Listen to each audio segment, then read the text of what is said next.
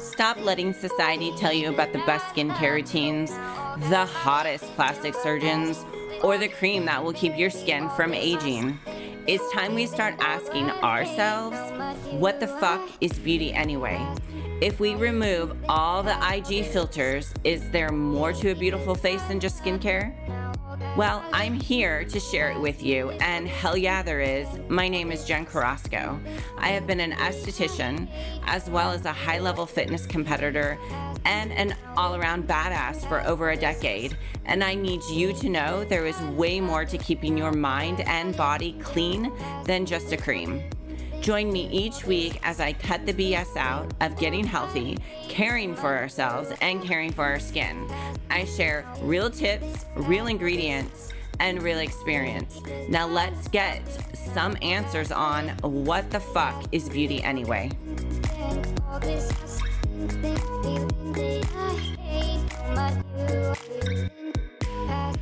Well, welcome back this week. This week, I really wanted to talk about our limited beliefs.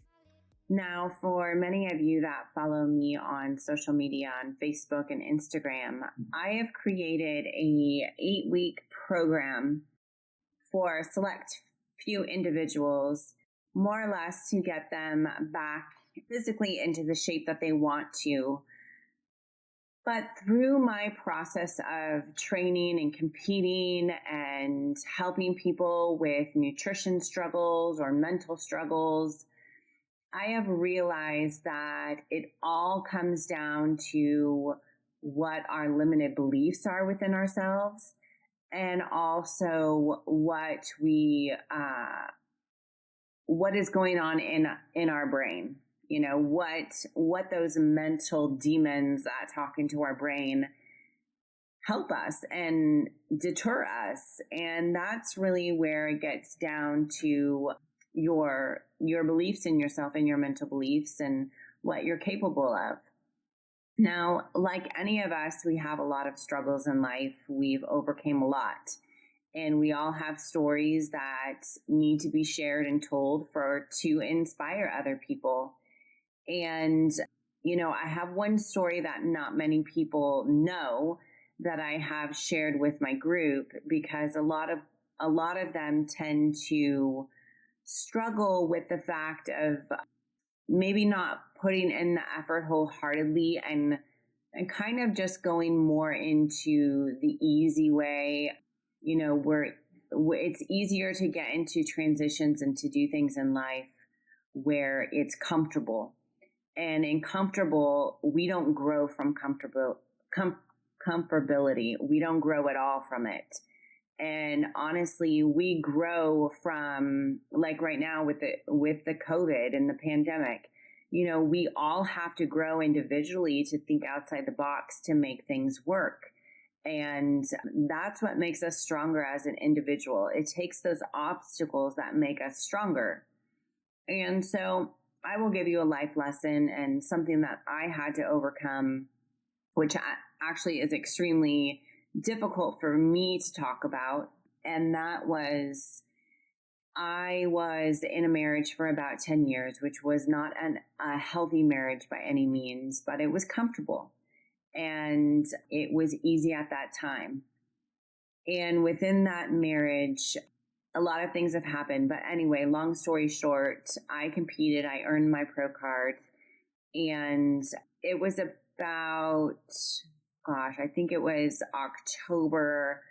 I think this was about 2015. And I just had enough and I was done and I wanted out.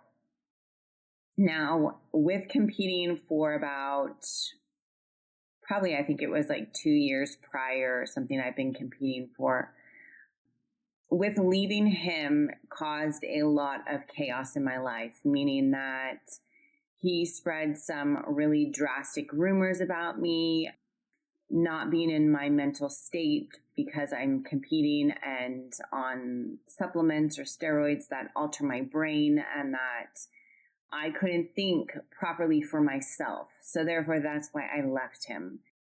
And with that going around and spreading rumors, I was living on my own in my apartment, and I literally lost everything in my life at that time. So my son left me at that period, wouldn't talk to me because he, was pretty much brainwashed with all the lies. And so he left, wouldn't speak to me. My stepkids that I've raised left, wouldn't speak to me. I even had my parents asking if I was okay and randomly stopping by my apartment to check on me just to make sure that I was sane. And if that doesn't detour your belief in yourself or your mental capacity to actually watch every single person that has been in your life forever turn their back on you, was a real huge wake-up call that you're pretty much in this world on your own. And with that happening, I even saw a lot of my friendships not speak to me anymore and turn their back. Even the local gym that actually sponsored me through all of my prep show turned their back on me a bit as well. And so it was a really, really low time and hard time in my life. And I believe it was in about October, I applied for the Arnold Australia, not thinking that I would ever get the chance to compete in the Arnold. And lo and behold, I am in this massive reconstruction of my life and a bit of depression. And to top it off, I got invited to the Arnold Australia. So I am literally living on my own without a soul to talk to except for my best friend.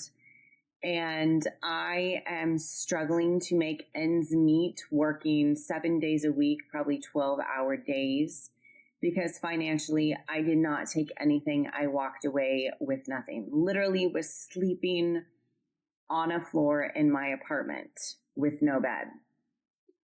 And I thought to myself, how in the world am I going to scrape up the financial income to make it to the Arnold?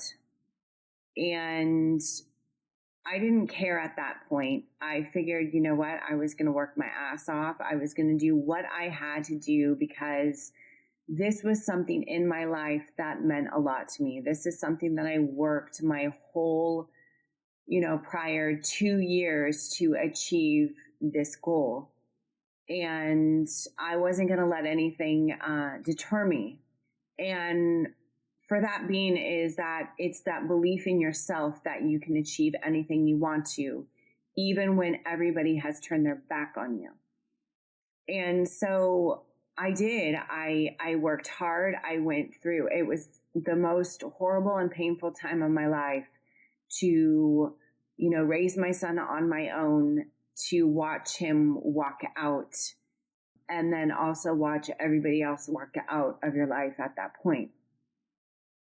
So I took everything that I had and put it into my business and put it into bodybuilding. And that was my goal at that point. So with that going forward, I scraped up enough money to pay for my ticket there, pay for my expenses, and pay for my business to keep afloat while I was gone. And then 3 weeks prior to my show date, I came down with shingles. And it was definitely a huge, huge puddle. And I had my trainer at that point telling me not to go to Arnold, that I need to take care of my health. And at that point in my life, I just felt that I really didn't have much to live for, and that all of my strength went for this competition.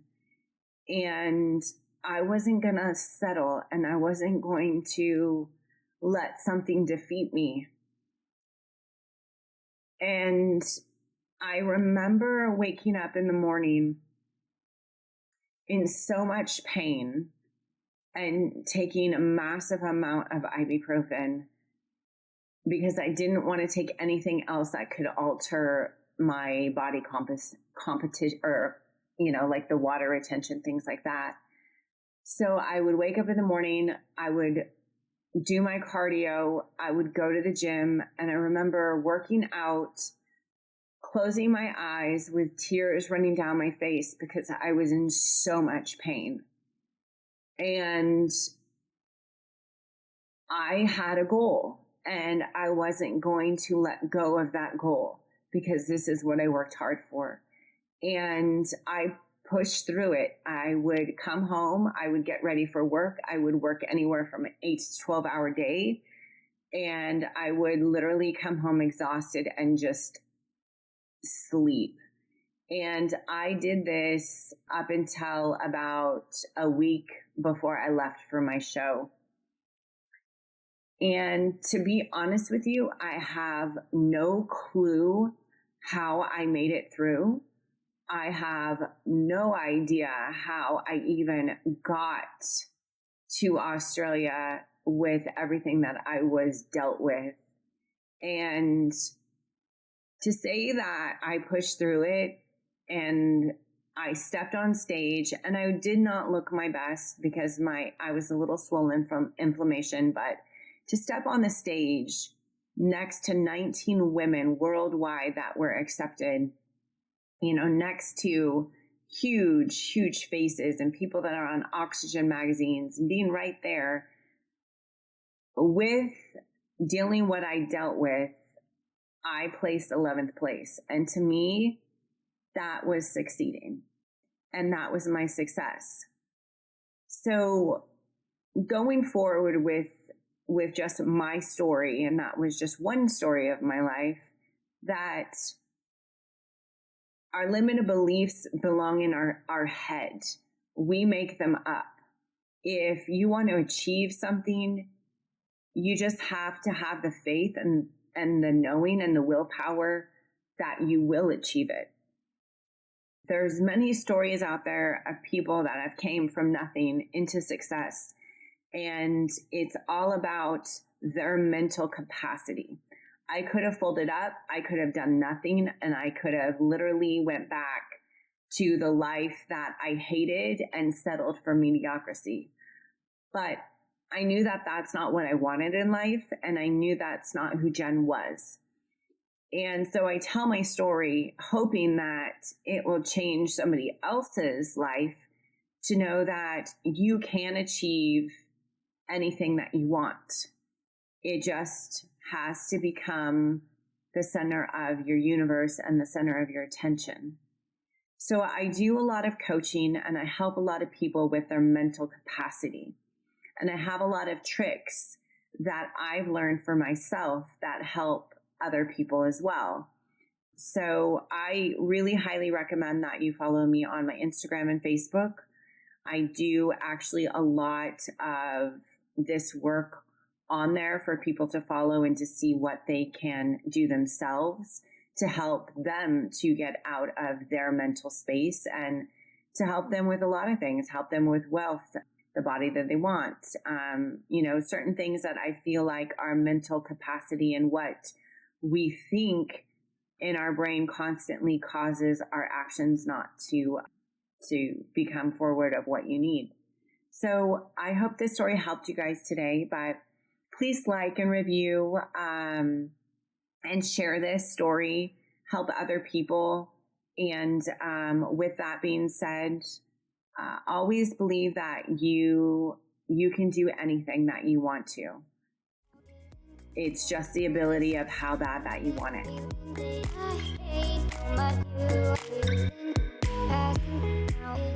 Thanks for tuning in this week. I hope you feel more empowered and more inspired to love the skin you're in. As we navigate new society norms and beauty daily, make sure to always ask yourself, what the fuck is beauty to me? And know that's all that really matters. If you love this content today, make sure to subscribe, rate, and review. Follow me and get more info on my guest at at virago.studio. Yes, I said it, virago.studio. And that's the shit. See you on the next episode, beauties.